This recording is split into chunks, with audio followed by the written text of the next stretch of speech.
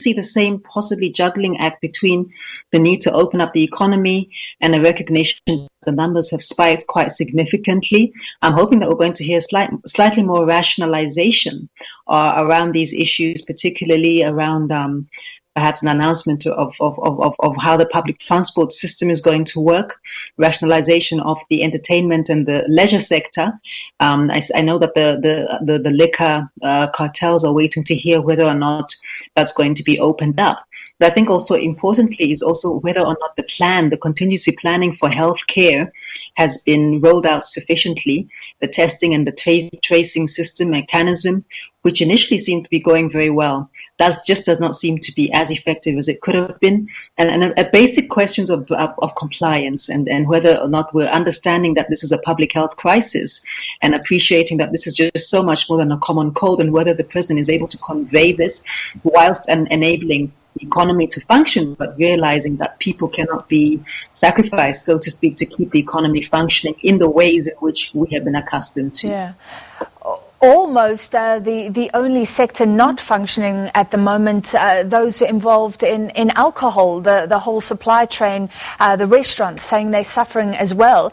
And we saw a fact sheet being released by government saying that alcohol will remain closed, those sales and cigarette sales, for the entire duration of the lockdown, then a pullback. But it seems that maybe that fact sheet was used by some members of government to guide them, even though it shouldn't have been made public. And this exposes the difficult issue. We have those restaurants saying they're closing one after the other, but an important health issue as well. Well, you see, they also leads us to think about whether or not the 500 billion rands that has been put aside for different sectors, both as for individual use, for household use, to subsidize particular key sectors of the economy, and also to enable people to continue to survive during this extraordinarily difficult time in unprecedented ways. There's an issue here with the distribution of that funding, and there's a massive issue with the backlogs and the delays of that distribution. And I think I'm probably not the only person who has tried to apply for this funding as a small business owner. Many of my colleagues have done the same, and nobody has received anything. And I think that restaurateurs, several of whom have had long-standing business enterprises, family-style enterprises. It's a shame that these are legacy businesses which are really dying in stages. And I think that it really makes one wonder whether, even though we say that the economy must be saved, what will it look what kind of a shell will be left if pillars and legacy economies, legacy businesses are not open by the end of all of this? And I think that as well, that it really leads to a larger sense in which the distribution of this COVID-19 funding has been opaque, it's been unclear, and so far it's been quite inefficient.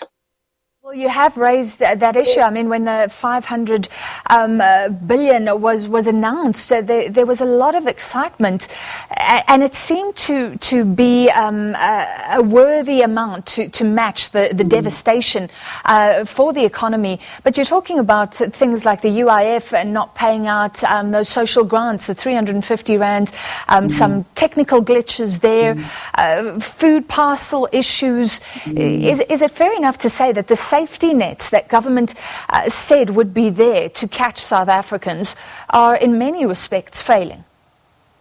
So to some extent, I think a lot of that wasn't new money. It wasn't 500 billion that just arrived via some virtual Easter Bunny or Father Christmas. It was 130 billion, which was already, some of which had already been allocated. Some of it was money which came from other budgets, from other cost centers. So we have to appreciate that no matter what happens, something is going to suffer.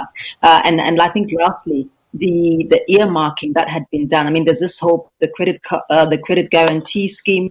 There's a component of income protection for people who haven't been working. There's also the component for small and informal business support and support for vulnerable households, which is I think for about 50, which is quite a significant, almost a 10% of that amount. So I think that what we're seeing right now is really a lag in the system, a complete lag in the system in this regard.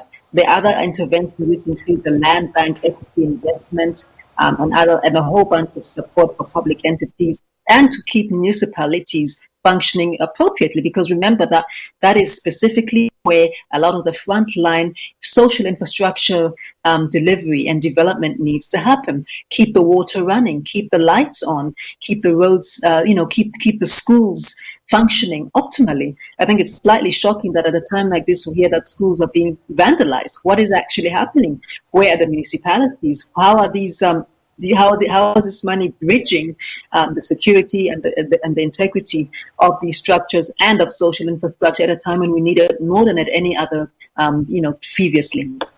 We'll talk about schools, a lot of speculation around there. But first, Lebohang, you mentioned transport, and that was one of the more controversial announcements by the president last time, that taxis can be full up. 100% capacity is allowed for local transportation. I don't think government can change that again. We've already seen a few changes there. What do you think? I'm not sure. I mean, I think it would actually send a really positive message, but it's also clear that we don't have a functioning public transport system in this country per se. And I think, again, what COVID-19 does is it only exacerbates and foregrounds existing fissures or existing vulnerabilities. So public taxis are not public transport in the sense in that the state has no stake in them. These are privately owned enterprises which have so far, after 26 years, not been very resistant being regulated. And the sorts of interventions which the state has used are either ill-affordable for the majority of people in this country, or they just are quite thin. So you have your How trains, you have your Ria Buyers, many of your old Patco buses which don't run all over this country. They run in different places. So there isn't a really coherent door-to-door, corner-to-corner public transport system per se that is reliable and that is safe. The trains, of course, also offer a great potential for this egalitarian, democratized movement of people from one place to the other. I think there are many. I don't think I'm the only person who would be happy to park and ride if the option were available. But I think the reliability, the delays, the theft of cables and so on, of tracks and so on, make it a very difficult experience. And I think it's heartbreaking that at a time such as this, millions of people have to make the awful choice to risk death, to risk morbidity in the quest of having to go and join the marketplace. And I think that this is really an unacceptable vulnerability which has been exposed during this moment. Yeah. So why is it there? I mean, is this years of a lack of investment in transport, a lack of political will, or the taxi industry being allowed to become very powerful, to dictate terms to government? Where do you stand? Yeah. And what do we do right now? Yeah, I think it's all of the above. I think it's exactly that. It's exactly that. Remember that taxi industry and the taxi drivers became very powerful at the end of during the 1980s and 1990s, where there was a lot of political warfare that was playing itself out on buses and on trains. So many African people in this country retreated to taxis because at the time they were the safer option. This was a time when black buses were often hijacked and diverted to go to political rallies and so on and so forth. And when certain political parties were playing their wars out on trains. And I think that, what has happened since then is that for whatever reason, the state has not been able to bring the taxi industry to heel. Notwithstanding that they do offer an important service to millions of people across this country every single day and avail them and enable our economy to move. I certainly think that the lack of accountability and the unwillingness to be regulated is extremely problematic. The random price increases, for example. So, at a time when most people are very light in pocket, remember a few weeks ago, we heard that certain taxi routes were going to increase prices by 3 times because they felt they needed to recover their costs. And as much as I sympathize with them as business enterprises, I cannot sympathize with the sentiment of trying to make a quick buck and trying to feel as though their interests are far above those of ordinary people in this country. Yeah. Lebohang, I don't want to be in the president's shoes to try and make a decision on schooling. Health experts are saying keep it open. Kids may be vulnerable outside of schools, but there's other evidence. And the unions are not happy about the phased reopening of schools. What should he say tonight? I have no idea. I don't know what the right thing is to say, because frankly, at a time such as this, when there's also so much fatigue, there are parents who are not able to support their children in the ways that are necessary, and that's not it's unsurprising. It's not easy to be both a teacher and in present to the workplace. And it's also at a time when the increased vulnerabilities, social vulnerabilities with fear people moving around, where children have been sometimes left unsupervised at home. Again, the state does not step in with additional social workers or with additional, after school care or alternate school care. There are no provisions that are being made. Remember that many schools and many households do not even have access to data, let alone, how is online learning supposed to play itself out in efficiently. I think that we can pretty much write off the 2020 school academic year. Yes, again, the existing vulnerabilities, racial social distribution of access of facilities is playing itself out, and I don't know what the president can say to make it okay, so to speak. But he needs to say something that's effective, and he certainly needs to make we need to stop hearing that schools are being closed because both the teachers and the learners are COVID positive. Yeah. I mean, this has been one of the most confusing aspects. Schools were going to reopen, then that was delayed. Various provinces weren't ready, all about PPEs, infrastructure. The fact that the president is talking, if it is going to be about schools, does that tell you something about how government is dealing with its spokespeople at the moment? It should be him rather than the basic education minister. Is that a vote of no confidence in her, or just a recognition that the president should be making the important announcements given what's happened in the past? Look, I don't know. I mean, I would like to think that everybody, in principle, that everybody who is part of this command team and who is also part of the cabinet is able to pronounce and elicit a measure of confidence from the public. Clearly, this is not the case.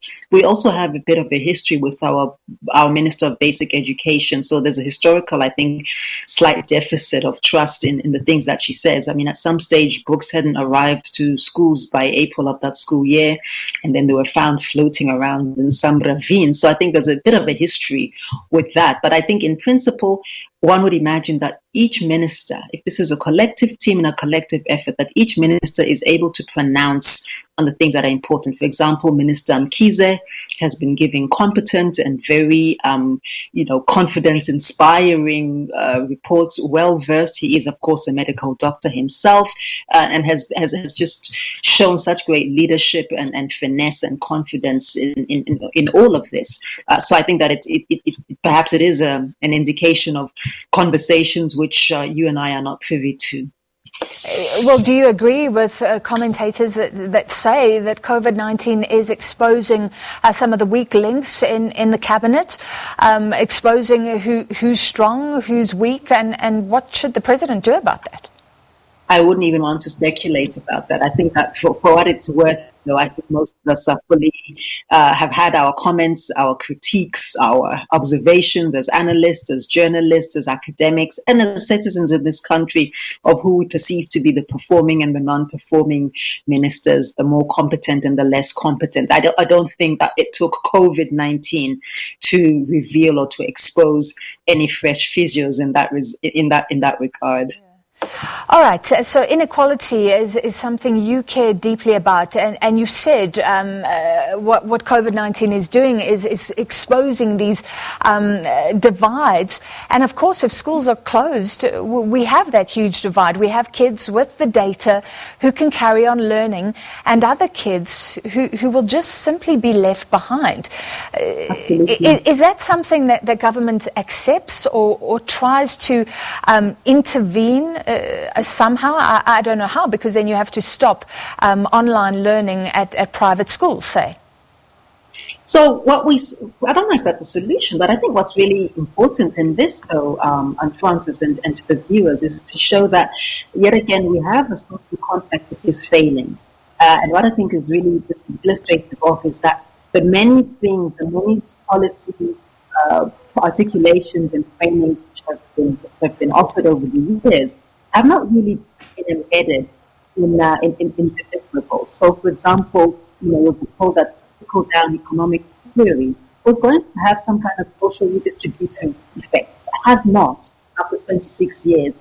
Because obviously, when you look at orthodoxy, these sorts of systems which assume that the markets are going to correct things really is a false logic. It always has been. And in the same way, what we're seeing is that in a racialized country such as South Africa, where just the distribution and the access of life outcomes and social benefits was racialized and continues to be so. So we have reproduced and continuing to live the DNA of all of that racialized social distribution, then of course we should not be surprised by the outcomes that we are seeing. And I think what's clear is that we like using coded language in this country. So rather than saying that these schools are historically underprivileged and under-resourced and dispossessed because Black people go to those schools, because they were built for Black people. We say, we use gentle language.